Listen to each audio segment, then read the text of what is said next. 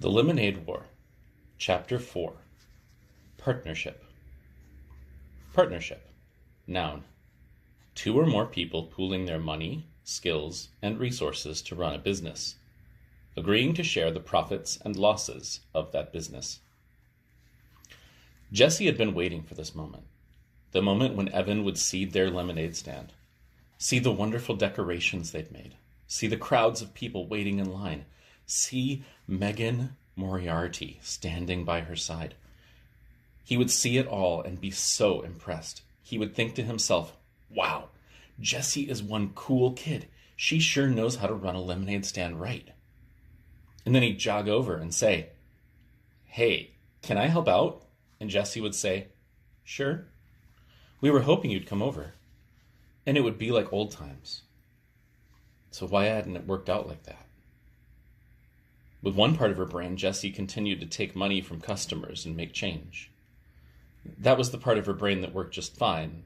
With the other part of her brain, Jessie went over what had happened with Evan. That was the part of her brain that tended to run in circles.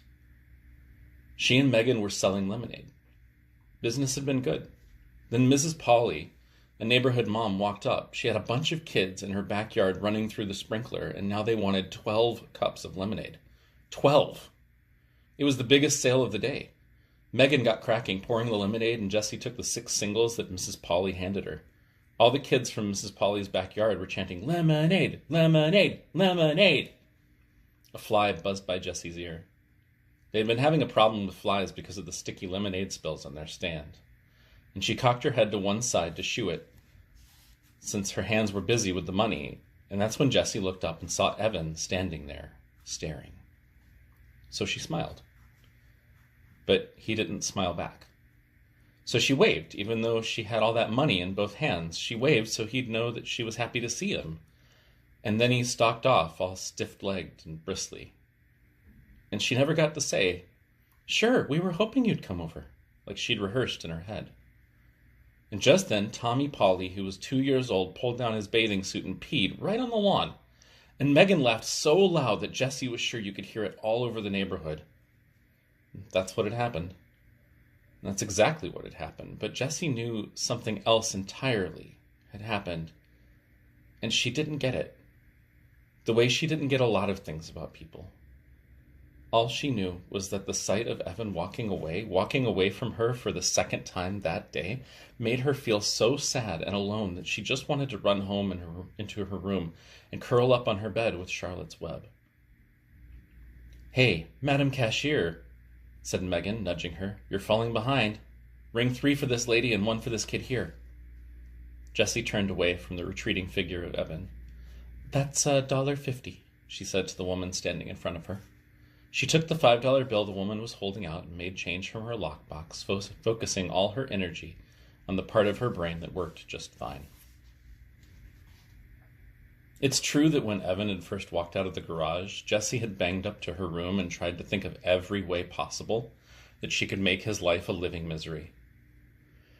She'd thought of telling Mom that Evan was the one who broke the toaster by playing hockey in the house, which is not allowed.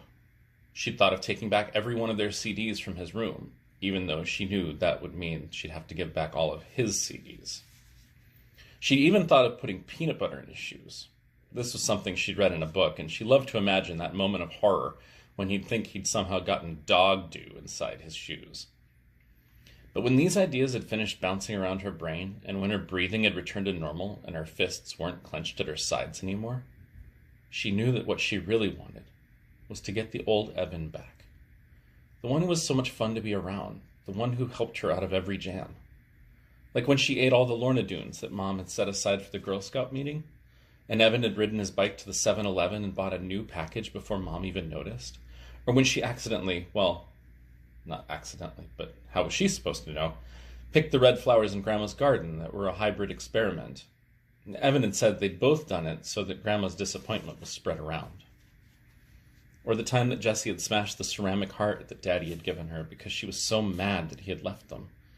And then, when she'd cried about her broken heart, Evan had glued every single last piece back together again. She wanted back the Evan who was her best friend. But Evan didn't want her. because he thought she was a baby and she was going to embarrass him in Mrs. Overton's class. So she had to prove to him that she was a big kid, that she should keep up with the crowd, that she could fit in, even with his 4th grade class. I'll show him I can sell lemonade too, just as good as him and Scott. I won't embarrass him.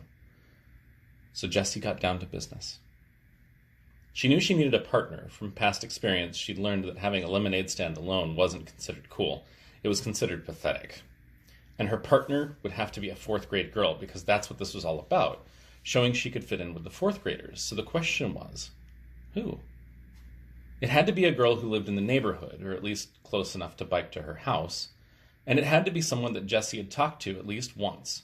No way could she call up a girl she'd never even talked to, and it had to be someone who seemed nice.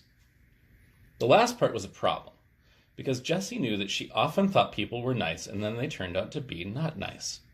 Case in point, those 2nd grade girls. So Jessie decided it had to be someone who Evan thought was nice. Evan knew about these things. He was the one who had explained, with his big arm around her shoulder, "Jessie, those girls are making fun of you. They are not nice." When Jessie thought about all the different requirements, there was only one obvious answer. Megan Moriarty. She lived less than 3 blocks down the street. Jessie had said hi to her a few times while biking in the neighborhood, and Evan must have thought she was nice, because Jessie had found a piece of paper in his trash can with Megan's name written all over it. Why would he cover a page with her name if he didn't think she was a nice person? Jessie went to the kitchen and climbed onto a stool so she could reach the cabinet over the stove.